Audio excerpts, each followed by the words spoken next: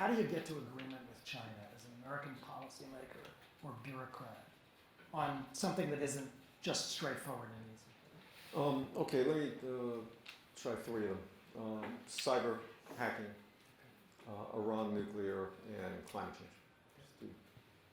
I think because there are three different cases with three different solutions, three different sets of methods that we use. I think the common denominator of all of them is you need to have a good working relationship at the top between President Obama or whoever the President of the United States is and President Xi Jinping. Some people say that, well, China's going to pursue its interests and we're going to pursue our interests. That's all true. That's a cliche. But when you're negotiating a difficult issue, if the other side has basic fundamental distrust of your motives and a sense that you wish them ill, that you feel that your relationship is a purely competitive relationship, it's one of rivalry, they're not going to deal. And they're certainly not going to meet you more than halfway or halfway.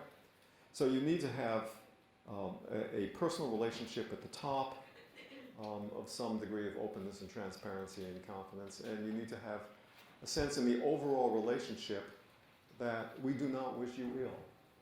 Okay? We do not seek to contain you. We're not trying to take down your system.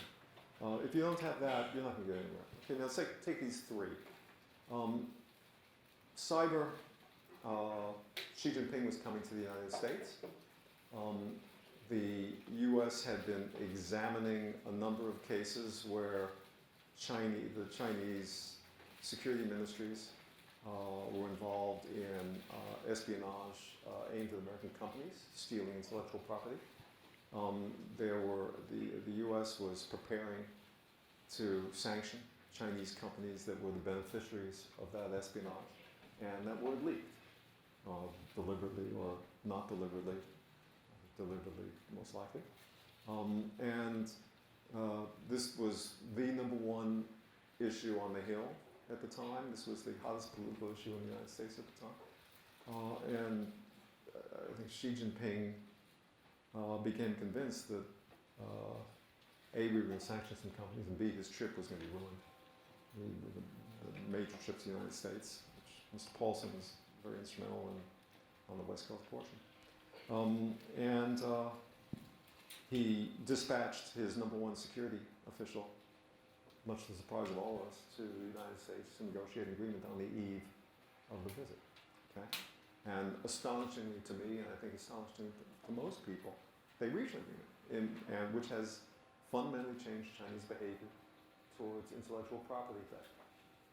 Not towards espionage, which they're doing just as much as ever, and we're doing just as much as ever, but specifically towards corporate intellectual property. Okay? I think in that case, clearly the threat of sanctions was credible, was effective, was important, and the timing of Xi Jinping's visit, that's one. Iran, from the beginning of the Obama administration, I took a trip to Iran, I didn't take a trip to Iran, thank God. I took a trip to China. That would have been with, that was Ollie North who did that. But I took a trip to China with Dennis Ross in October of 2009. And basically it was before President Obama met with Hu Jintao.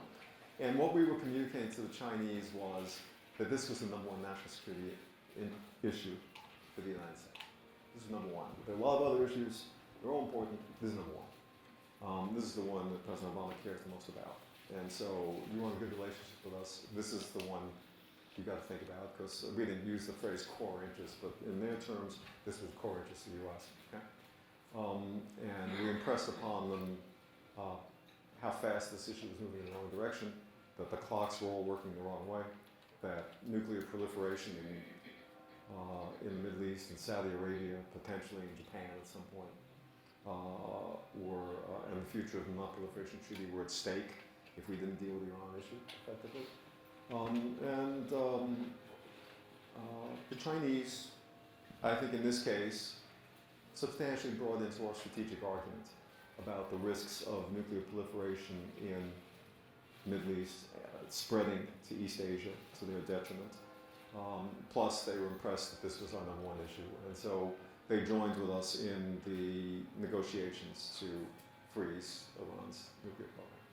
In the case of climate change, in that case, the dominant factor, I went to Copenhagen with President Obama and Secretary Clinton in 2009, and it was kind of a catastrophic event in many respects. And the Chinese were completely unpersuaded at that time that they had to do anything on climate. It's an American problem, it's a European problem, it's not our problem. We're not part of the solution, and we don't care. We sort of believe the science, but so on. But over the next couple of years, largely because of domestic political factors in China, they moved. The issue of the environment in China became arguably the most sensitive and the most,